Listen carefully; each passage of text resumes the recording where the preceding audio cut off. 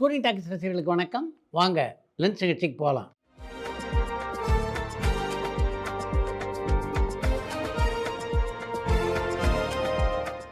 என்னப்பா முதல் கேள்வி? நெல்சன் டைரக்ஷனில் ரஜினிகாந்த் கமல் நடிக்கும் படத்துக்கு ராஜு மேனன் தான் கேமராமேனானு மத்திஷான் ஸ்ரீலங்காலேருந்து கேட்டிருக்காங்க.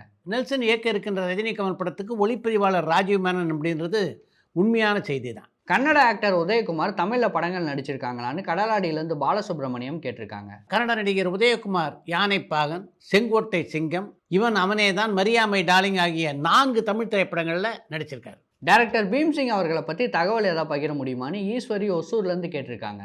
இப்போதெல்லாம் திரைப்படங்களை பார்க்கின்ற பல ரசிகர்களுடைய கேள்வி என்னவா இருக்குன்னா, இந்த படத்தை நமக்கு காண்பிப்பதற்கு முன்னாலே அந்த படம் சம்பந்தப்பட்டவர்கள் இந்த படத்தை ஒரு முறையாவது போட்டு பார்த்தார்களா என்பதுதான். அந்த அளவுக்கு படத்தில் பல தவறுகள் மலிந்து கிடக்கின்றன. இது போன்ற தவறுகளை எல்லாம் எப்போ சரி செய்ய முடியும்னா, ஒரு படத்தை திரும்ப திரும்ப பார்ப்பதன் மூலம்தான் சரி செய்ய முடியும். அதை மிகச்சரியாக கையாண்டவர் என்று பீம்சிங்கை சொல்லலாம். அவருடைய ஒவ்வொரு திரைப்படத்தையும் குறைந்தது 100 முறை பார்ப்பார் அவர். அதுக்கு பின்னால் தான் அந்த படம் வெளியீட்டுக்கே வரும். அந்த காலகட்டத்திலே பரபரப்பாக பல படங்களை இயக்கி கொண்டிருந்தவர் பீம்சிங். அதனால் ஏறக்குறைய தினமுமே அவருக்கு படப்பிடிப்பு இருக்கும்.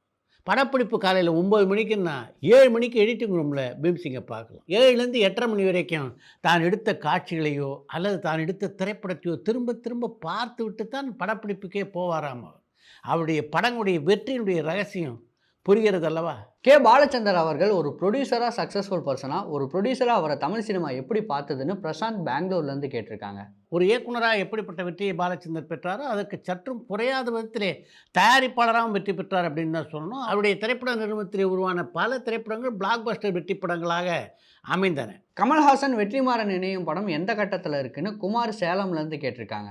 கமல்ஹாசன் அடுத்து அன்பறிவு இயக்கத்திலே ஒரு படத்தை நடிக்க இருக்கிறார். அந்த படத்தை முடித்ததுக்கு பின்னால் அவரும் ரஜினியும் சேர்ந்து ஒரு படத்தில் நெல்சனுடைய இயக்கத்திலே நடிக்க இருக்கிறார். இந்த 2 படத்தினுடைய படப்பிடிப்பு முடிவடைவதற்கு குறைந்தது 12லிருந்து 16 மாதம் ஆகிறதுக்கு வாய்ப்பு இருக்குது. அதனால் வெற்றிமாறனோடு கமல்ஹாசன் இணையணும்னு நினச்சாலும் அது இந்த 16 மாதங்களுக்கு பின்னால் தான் நடக்க வாய்ப்பு இருக்குது. விஜயகாந்த் அவர்கள் நடித்த ஆட்டோ ராஜா படத்தில் சங்கர் கணேஷ் தான் மியூசிக் பண்ணியிருப்பார். ஆனால் ஒரே ஒரு பாட்டு மட்டும் இளையராஜா மியூசிக் பண்ணி கொடுத்துருப்பாரு. இதற்கு காரணம் என்னன்னு கார்த்தி வேலூர்லேருந்து கேட்டிருக்காங்க. ஆட்டோ ராஜாவில் இடம்பெற்றிருந்த இளையராஜாவுடைய பாடலை பொறுத்தவரையிலே அந்த படத்துக்காக இளையராஜா இசையமைத்த பாடல் இல்லை. அது என்விஆர் பிக்சர்ஸ் தான் அந்த படத்தை தயாரிச்சிருந்தாங்க. ஆட்டோ ராஜா படத்தை தன்னுடைய மகன் பெயரில் எடுத்திருந்தார் NV ராமசாமி என்ற தயாரிப்பாளர். அவர் பல வெற்றி படங்களை தமிழில் தந்தவர். அவருடைய வேறொரு படத்துக்கு இளையராஜா இசையமைத்த பாடலை தான் அந்த படத்திலே பயன்படுத்தி கொண்டார் NV ராமசாமி. நடிகர் சூர்யா கார்த்தியோட பினாமி தான் ஞானவேல் ராஜா அவர்களா? இதை பற்றி தெளிவான விளக்கம் தர முடியுமான்னு பெருந்தமிழன் பாண்டிச்சேரியிலேருந்து கேட்டிருக்காங்க. சூர்யா தனக்கென 2 திரைப்பட நிறுவனங்களை வைத்துக் கொண்டிருக்கிறார். அந்த நிறுவனத்தின் சார்பில் படங்களை தயாரித்து கொண்டும் இருக்கிறார். அப்படி இருக்க அவர் ஏன் ஞானவேல் ராஜாவை பினாமியாக பயன்படுத்தணும்? ஞானவேல் ராஜாவை பொறுத்த வரைக்கும் சூர்யா கார்த்தி ஆகிய இருவருடைய குடும்ப நண்பர் அவர். அவரோடு நல்ல நெருக்கமான பழக்கம் அவர்களுக்கு உண்டு. அதன் காரணமாக தான் தொடர்ந்து அவருடைய படங்கள் நடிக்கிறாங்க. அவருக்கு ஏதாவது ஒரு பிரச்சனைன்னா ஓடோடி வந்து உதவுறாங்க. கதை, திரைக்கதை, வசனம், இயக்கம், ஒளிப்பதிவு, இசைன்னு எல்லாமே ஒரே நபர் செய்கிறது குறைஞ்சிட்டே வருது. இதற்கு காரணம் என்னன்னு சந்தனகுமார் சென்னையிலேருந்து கேட்டிருக்காங்க. ஒரே நபர் கதை, திரைக்கதை, வசனம், இயக்கம், பாடல்கள் என்று எல்லாவற்றையும் செய்யணும் அப்படின்னு ஏன் நீங்கள் எதிர்பார்க்குறீங்க? பல திரைப்படங்கள் கூடி ஒரு படத்தை உருவாக்கினா அது இன்னும் சிறப்பாக அமைய வாய்ப்பு இருக்குது இல்லையா? நேஷனல் அவார்டும் சரி, ஸ்டேட் அவார்டும் சரி, சன் பிக்சர்ஸ்க்கும் அனிருத்துக்கும் தரவே மாட்டேங்கிறாங்களே. இதற்கு காரணம் என்னன்னு கொழும்பு நகர்லேருந்து அதியன்னு கேட்டிருக்காங்க. இப்போதுள்ள அரசாங்கத்தை பொறுத்த வரைக்கும் சன் பிக்சர்ஸ் நிறுவனத்துக்கு மிகவும் நெருக்கமாக உள்ள அரசாங்கம் தான் இப்போ நடந்துகிட்டு இருக்கு. இந்த தேர்வுக்குழுவில் இருக்கவங்களுக்கு அதெல்லாம் தெரியாதா என்ன? இதெல்லாம் தாண்டி பரிசு பெற்ற படங்களுடைய பட்டியலே சன் பிக்சர்ஸ் தயாரித்த படங்கள் இடம்பெறலைன்னா அதுக்கு காரணம் தேர்வுக்குழுவினர் தான். ஆட்சியில் பங்குன்னு சொன்னதுக்கப்புறமும் விஜயோட எந்த கட்சியும் கூட்டணி போகலை. இது டிவிகேவோட முதல் தோல்வின்னு சொல்லலாமான்னு சங்கர் மேடவாக்கத்துலேருந்து கேட்டிருக்காங்க. விஜய் மேலே உங்களுக்கு ஏதோ கோபம் இருக்குன்னு நினைக்கிறேன். அதன் காரணமாக தான் உங்கள் கேள்வி இப்படி அமைஞ்சிருக்கு. இன்னும் எலெக்ஷன் தேதியே அறிவிக்கலை. அதுக்குள்ளே எல்லா கூட்டணியும் அமையணும்னு எப்படி நீங்கள் எதிர்பார்க்குறீங்க? நடிகை மனோரமா தமிழில் டபுள் ஆக்ஷனில் நடிச்சிருக்காங்களான்னு கடலாடியிலேருந்து பாலசுப்ரமணியம் கேட்டிருக்காங்க.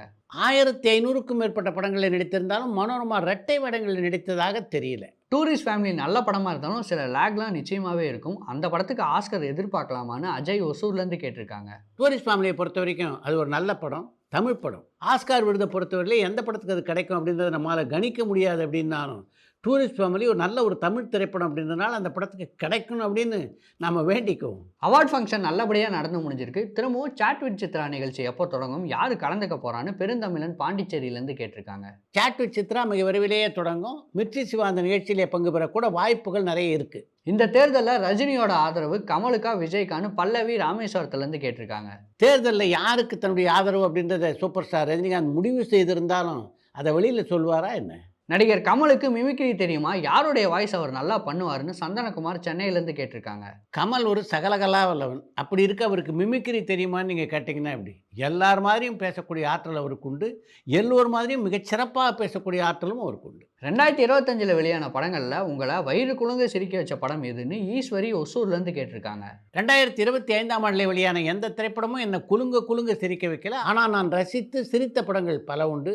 உதாரணத்துக்கு சொல்லணும்னா குடும்பஸ்தன், டூரிஸ்ட் ஃபேமிலி, டிராகன் போன்ற படங்களை சொல்லலாம். ஸ்ருதிஹாசனும் அக்ஷராஹாசனும் இப்போ யாருடைய கண்ட்ரோலில் இருக்காங்கன்னு சந்தனகுமார் சென்னையிலேருந்து கேட்டிருக்காங்க.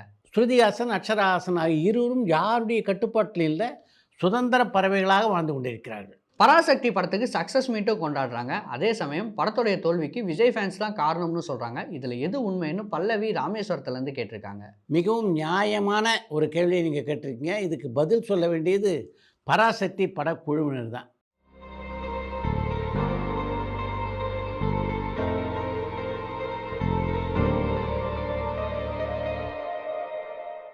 சமீபத்தில் வர எந்த ஹீரோயினுமே 3 படத்துக்கு மேலே நிலச்சி நிற்க மாட்டேங்கிறாங்க. இது புதுசா இல்லை எப்போவுமே நார்மலாக நடக்கிறதானு சங்கர் மேடவாக்கத்துலேருந்து கேட்டிருக்காங்க.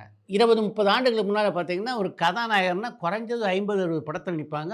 ஆண்டுக்கு குறைஞ்சது 7-8 படங்கள் நடிப்பாங்க. அப்படி அவர் நடிக்கும்போது அவருடைய 3-4 படங்களில் ஒரே கதாநாயகன் நடிக்கின்ற சூழ்நிலை ஏற்படும். அதன் காரணமாக தான் அந்த காலகட்டத்தில் பல கதாநாயகர்களால் 60-70 படங்களில் நடிக்க முடிந்தது. இப்போ ஹீரோவே வருஷத்துக்கு ஒரு படம் பண்ணுறார், இல்லைன்னா 2 வருஷத்துக்கு ஒரு படம் பண்ணுறார். சினிமாவுடைய சூழ்நிலையே அப்படி இருக்கும்போது இப்போதுள்ள நடிகைகள் தொடர்ந்து பல படங்களில் நடிப்பதோ அவர்களை நிலைநாட்டிக் கொள்வதோ எப்படி சாத்தியம்? அடுத்து இன்று ஒரு தகவல். 1954ஆம் ஆண்டிலே வெளியான இரத்த கண்ணீர் திரைப்படம் நடிகர் எம்.ஆர். ராதாவுக்கு மிகப்பெரிய அடையாளத்தை பெற்றுத்தந்தது அப்படின்னாலும் அந்த படத்துக்கு பின்னால் அவருக்கு தொடர்ந்து வாய்ப்புகள் வந்ததா என்றால் இல்லை என்று தான் சொல்ல வேண்டும். மீண்டும் நாடக உலகே திரும்பக்கூடிய ஒரு சூழ்நிலைக்குத்தான் தள்ளப்பட்டார் நடிகர் எம்.ஆர். ராதா. அப்படிப்பட்ட சூழ்நிலையில் அவருடைய வாழ்க்கையிலே திருப்பத்தை ஏற்படுத்திய ஒரு திரைப்படம்னா அது ஏ.பி. நாகராஜனும் வி.கே. ராமசாமி இணைந்து தயாரித்த நல்ல இடத்து சம்பந்தம் என்ற திரைப்படம். அந்த படத்துடைய வெற்றிக்கு பின்னாலே தொடர்ந்து பல பட வாய்ப்புகள் எம்.ஆர். ராதாவை தேடி வர ஆரம்பித்தன. 1959ஆம் ஆண்டிலே வெளியான பாகப்பிரிவினை திரைப்படம் அடுத்த கட்டத்துக்கு எம்.ஆர். ராதாவை அழைத்து சென்ற படம் என்று சொல்லலாம். அந்த படத்துக்கு அப்புறம் எம்.ஆர். ராதா இல்லாத தமிழ் படமே இல்லை என்று சொல்கின்ற அளவிற்கு எல்லா திரைப்படங்களிலும் எம்.ஆர். ராதா ஆட்சி புரிந்தார். 1959லிருந்து 67ஆம் ஆண்டு வரையிலே பலதரப்பட்ட கதாபாத்திரம் நடிக்கக்கூடிய வாய்ப்பு எம்.ஆர். ராதாவுக்கு அமைந்தது. 1967ஆம் ஆண்டிலே எம்ஜிஆரை சுட்ட வழக்கிலே கைதானார் எம்.ஆர். ராதா. அந்த அசம்பாவிதம் மட்டும் நடக்காமல் இருந்திருந்தால் இன்னும் 100 படங்கள் நடிக்கக்கூடிய வாய்ப்பு அவருக்கு நிச்சயமாக கிடைத்திருக்கும். ஒரு சிறு தவறு ஒரு மாபெரும் கலைஞனுடைய வாழ்க்கையை எப்படி புரட்டி போட்டது என்பதற்கு எம்.ஆர். ராதாவுடைய வாழ்க்கையில் நடைபெற்ற அந்த சம்பவம் ஒரு முக்கியமான உதாரணம்.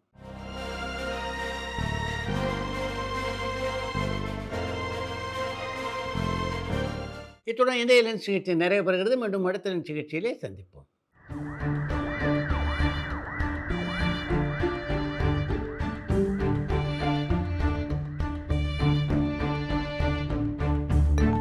பரபரப்பான சினிமா செய்திகள், நட்சத்திரங்களின் பேட்டிகள், சினிமா வரலாறு ஆகியவற்றை பார்க்கவும் படிக்கவும் உங்களுக்கான இணையதளம் touringtalkies.co.